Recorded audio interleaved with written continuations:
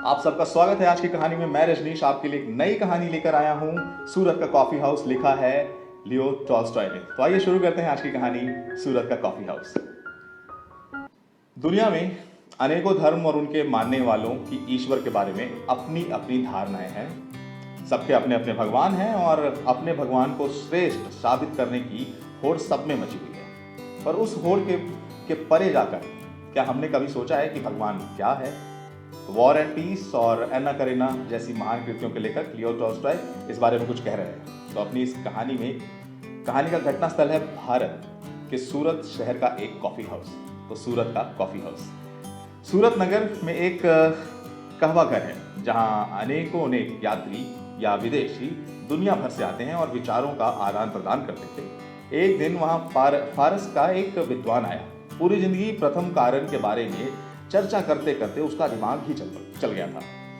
उसने ये सोचना शुरू कर दिया था कि सृष्टि को नियंत्रण में रखने वाली कोई उच्च सत्ता नहीं है। इस व्यक्ति के साथ एक अफ्रीकी गुलाम भी था, जिससे उसने पूछा, बताओ क्या तुम्हारे ख्याल में भगवान है? गुलाम ने अपनी कमरबंद में से किसी देवता की लकड़ी की मूर्ति निकाली और बोला, यही है मेरा भगवान, जिसने जिंदगी भर मेरी रक्षा की है। गुलाम का जवाब सुनकर सभी चकरा गए। उनमें से एक ब्राह्मण था। वो गुलाम की ओर घूरा और बोला, ब्रह्मा ही सच्चा भगवान है। एक यहूदी भी बैठा था।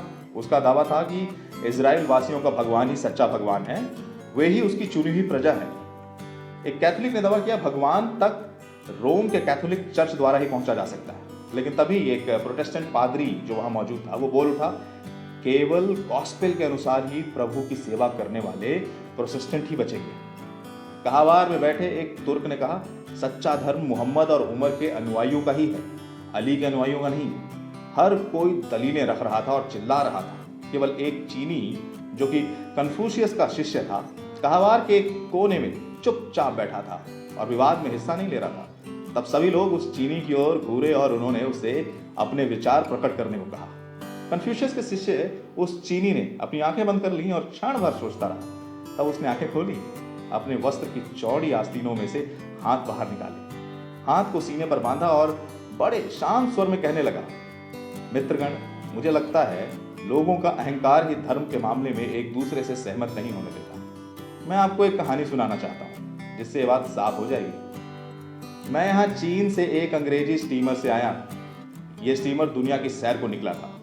ताजा पानी लेने के लिए हम रुके और सुमद्रा द्वीप के पूर्वी किनारे पर उतरे। दोपहर का वक्त था। हम में से कुछ लोग समुद्र के किनारे ही नारियल के कुंजों में जा बैठे। पास में ही गांव था। हम सब लोगों की राष्ट्रीयता अलग अलग थी। जब हम बैठे हुए थे तो एक अंधा आदमी हमारे पास आया।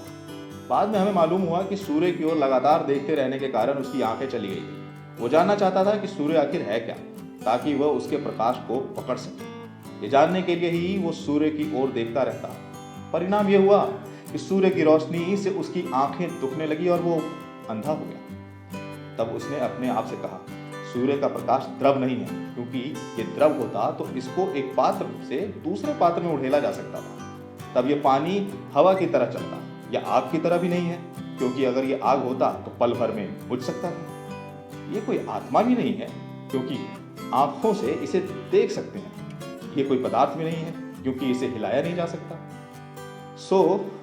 क्योंकि सूर्य का प्रकाश न द्रव है, न अग्नि है, न आत्मा है और न ही कोई पदार्थ, तो ये कुछ भी नहीं है।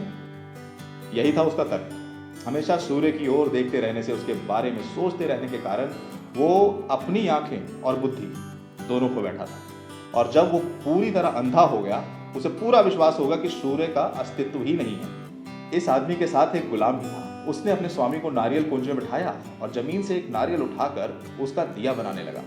उसने नारियल के रेशों से एक बत्ती बनाई, गोले में थोड़ा सा तेल निचोड़कर खोले में डाला और बत्ती को उसमें भिगो दिया।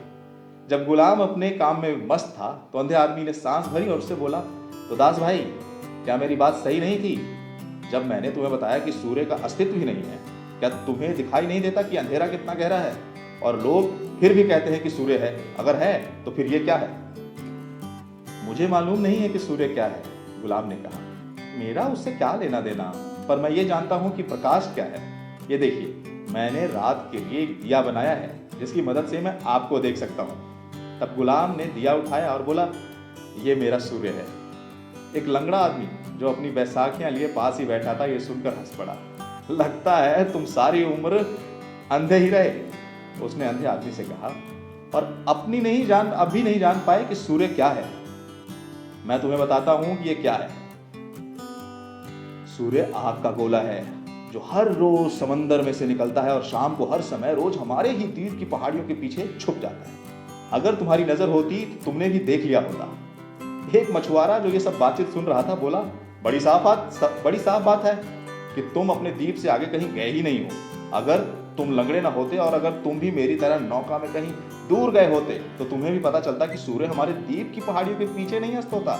वो जैसे हर रोज समुद्र से उदय होता है वैसे ही हर रात समुद्र में ही डूब जाता है। तब एक भारतीय जो हमारी ही पार्टी का था ये बोल उठा, मुझे हैरानी हो रही है कि एक अक्लमंद आदमी ऐसी बेवकूफी की बातें कर रहा है। आग का कोई गोला पानी में डूबने पर बुझने से कैसे बच सकता है? सूर्य आग का गोला नहीं है, वो तो देव नाम की दैवीय शक्ति है और वो अपने रथ में बैठकर स्वर्ण पर्वत मेरु के चारों ओर चक्कर लगाता रहता है। कभी कभी राहु और केतु नाम के राक्षसी नाग उस पर हमला कर देते हैं और उसे निगल जाते हैं। तब पृथ्वी पर अंधकार छा जाता है। तब हमारे पुजारी प्रार्थना करते हैं ताकि देव को छुटकारा हो सके। तब ये छोड़ दिया जाता है। केवल आप जैसे अज्ञानी ही ऐसा सोच सकते हैं कि सूर्य केवल उन देशों के लिए ही चमकता है। तब वहां पर एक मिस्री जहाज का मालिक बोलने लगा, नहीं, तुम गलत कह रहे हो। सूर्य दैवी शक्ति नहीं है और भारत और स्वर्ण पर्वत के चारों ओर ही चक्कर नहीं लगाता। मैं कृष्ण सागर पर यात्राएं कर चुका हूं, अरब के तट के साथ साथ भी गया हूं, मडगास्कर और फिलीपींस तक हो आया है। सूर्य पूरी धरती को अलौकिक करता है, केवल भारत को ही नहीं। ये केवल एक ही पर्वत के चक्कर नहीं काटता रहता, जबकि दूर पूरब में उगता है, जापान के द्वीपों से भी परे और दूर पश्चिम में डूब जाता है, इंग्लैंड के द्वीपों से भी आगे कहीं। इसलिए जापानी लोग अपने देश को निप्पन यानी उगते सूरज का देश कहते हैं। मुझे अच्छी तरह मालूम है क्योंकि मैंने काफी दुनिया देखी है। वो बोलता चला गया, अगर हमारे जहाजों के अंग्रेज मल्लाह ने उसे रोक न दिया होता। वो कहने लगा कि दुनिया में और कोई ऐसा देश नहीं है जहां के लोग सूर्य की गतिविधियों के बारे में इतना जानते हैं जितना इंग्लैंड के लोग। इंग्लैंड में हर कोई जानता है कि सूर्य ना तो कहीं से उदय होता है ना ही अस्त होता है। वो हर समय पृथ्वी के चारों ओर चक्कर लगाता रहता है। ये सही बात है क्योंकि जहां कहीं भी हम गए, सुबह सूर्य निकलता है और रात को डूबता हुआ दिखाई देता है, यहां की तरह ही। तब एक अंग्रेज ने एक छड़ी ली और रेत पर वृत्त खींचकर समझाने का प्रयास किया कि कैसे सूर्य आसमान में चलता रहता है और पृथ्वी का चक्कर लगाता रहता है। पर वो ठीक तरह समझा नहीं पाया और फिर जहाज के चालक की ओर इशारा करते हुए बोला, वो ठीक समझा सकता है। चालक, जो काफी समझदार था, चुपचाप सुनता रहा। अब सब लोग उसकी ओर मुड़ गए और बोले, आप सब लोग एक दूसरे को बहका रहे हैं, आप सब धोखे में हैं। सूर्य पृथ्वी के चारों ओर नहीं, पृथ्वी चारों ओर घूमती है सूर्य के, और चलते चलते अपने चारों ओर भी घूमती है और 24 घंटे में सूर्य के आगे से पूरी तरह घूम जाती है। केवल जापान, फिलीपींस, सुमात्रा ही नहीं, अफ्रीका, यूरोप और अमेरिका तथा अन्य प्रदेश भी साथ घूमते हैं। सूर्य किसी एक पर्वत के लिए नहीं चमकता, न किसी एक द्वीप या सागर या केवल हमारी पृथ्वी के लिए ही, यह अन्य ग्रहों के लिए भी चमकता है। आस्था के मामले में भी कन्फ्यूशियस के शिष्य चीनी ने कहा, अहंकार ही है जो लोगों के मन में दुराव पैदा करता है। जो बात सूर्य के संबंध में निकलती है वही भगवान के मामले में भी सही है।